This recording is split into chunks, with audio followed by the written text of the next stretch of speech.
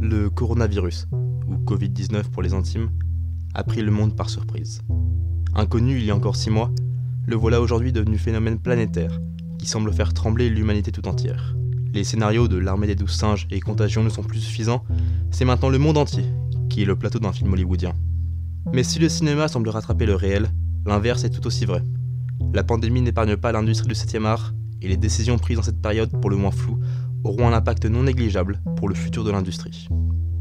Le cinéma français, bien que plutôt stable, grâce à un soutien étatique et sa volonté de conserver un patrimoine, est dans une période compliquée.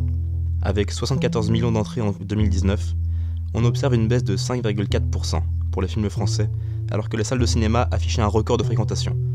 213 millions de spectateurs, second meilleur score depuis 1966. Comment l'expliquer ? Premièrement, l'année 2019 fut bombardée de blockbusters américains. Le Roi Lion, Avengers Endgame et La Reine des Neiges, pour ne citer que les 3 premiers, qui prirent beaucoup de place dans les salles. Mais ce paramètre reste plutôt occasionnel, et il est assez rare de voir autant de licences de ces envergures une même année. Le paramètre que l'on retient plus volontiers, c'est celui des plateformes de streaming. Netflix, le champion de sa catégorie, suivi par Amazon Prime, le nouvel arrivé Disney+, ou encore OCS. En effet, depuis maintenant 5 ans, les habitudes de visionnage des films du public français et mondial ont changé drastiquement. Les jeunes, majoritairement, désertent les salles de cinéma pour regarder films et séries sur les plateformes de SVOD, ce qui fait inexorablement baisser la fréquentation en salle. Et cette attitude de rester chez soi ne risque pas de changer avec le virus et le confinement qui va avec, fermant salles de cinéma et festivals dans son sillage. Si on se réfère à la chronique de Mathilde Serrel, les réactions sont multiples. Les festivals documentaires préfèrent montrer les films, même en ligne, tandis que les festivals orientés vers la fiction sont le plus souvent tout bonnement annulés, le festival de Cannes venant rapidement à l'esprit. Le cinéma français, à la sortie de cette crise, aura plusieurs choix qui s'offriront à lui. Continuer comme avant, en pensant que cet épisode orageux sera relégué aux archives une fois le monde revenu à la normale.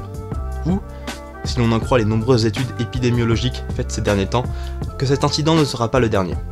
Dans une étude sortie dans Nature en 2008, le lien a été fait entre impact écologique et augmentation des maladies infectieuses. La consommation grandissante détruit les habitats naturels de nombreux animaux sauvages, qui contaminent alors les animaux domestiques et les humains. Avec l'accélération des apparitions des épidémies depuis une dizaine d'années, il est idiot de penser que tout reprendra comme avant, même après le vaccin découvert. Le coronavirus ne sera certainement pas la dernière pandémie mondiale. Si le cinéma français ne se prépare pas à cette éventualité, la chute n'en sera que plus dure. L'industrie doit s'adapter. Par exemple, comme l'a fait MK2, en vendant les droits de diffusion de plusieurs films de sa collection à Netflix, pour leur permettre un rayonnement international, à l'abri d'un confinement qui leur ferait prendre la poussière. Cette stratégie reste bien évidemment à double tranchant.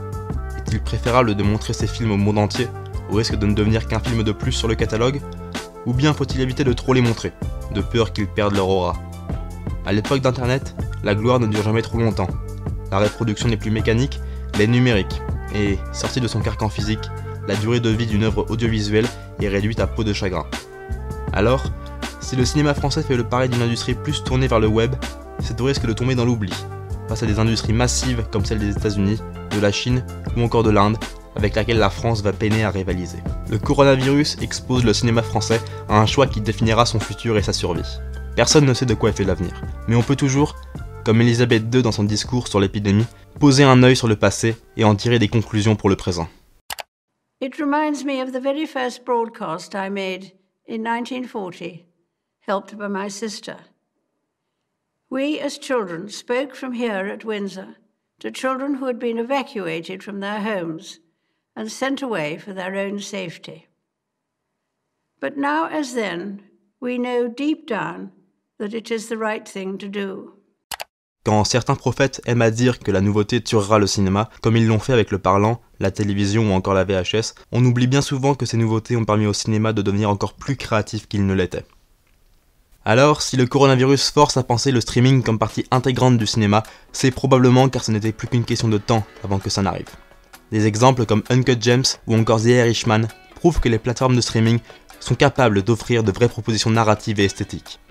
Et, même si beaucoup pensent que cela entraînera la chute du cinéma en tant qu'art, je pense que le cinéma est encore assez intelligent pour savoir se réinventer, malgré les imprévus, et continuer à nous faire rêver, comme il a toujours su le faire. fucking way. This is how I win.